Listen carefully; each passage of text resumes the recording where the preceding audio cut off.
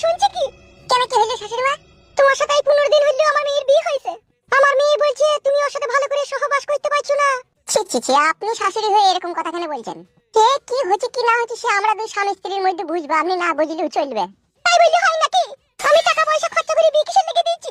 আমার মেয়ের একটা জৈবন জ্বালা আছে, সেটা তুমি মিটাবে বলেই তো তোমার সাথে বিয়েটা দিয়েছি নাকি?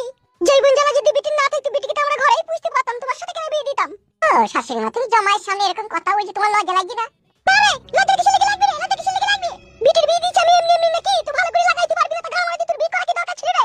আসলে হয়েছে কি শাশুড়ি মা, কি হোক আর না হোক সেটা আমি বুঝতে চাই না। তুমি দরকার পড়ে ভালো ডাক্তার দেখাও গা, যে বাম্বুটাকে স্ট্রং করো গা, যেন ঝেড়ে একটা গুঁতো মাইলে আমার বিটি যাতে ঘুম চলে আসে। আগে জানি নোংরা চোদা কাপুরুষ মাগা পুরো হিজড়ি, বিয়ে দিতাম না ওর সাথে আমি। বেশি ঘাড় পাকামো মারিও না শাশুড়ি মা, আমি কাপুরুষ না বীর পুরুষ।